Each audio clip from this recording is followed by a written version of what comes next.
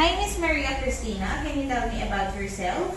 My name is Maria Cristina Coculos Sosa. I am 25 years old. I live in Silagan, Lakapan, Cagayan, Philippines, and I am single. Do you have kids? None, ma'am. How many siblings do you have? I have 2 brothers and 3 sisters, and I am the third child of my 5 siblings. Tell me about your educational background.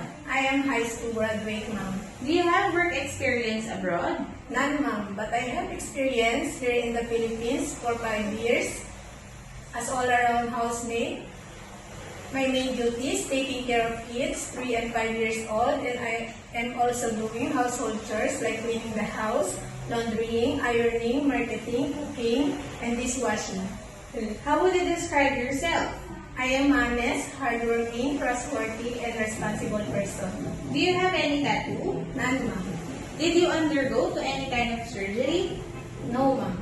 Why do you want to work abroad? I need to support my family in financial, ma'am. Are you scared of dogs and cats? Big dogs only, ma'am.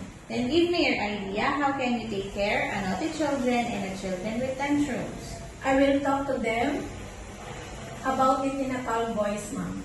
Okay. Thank you.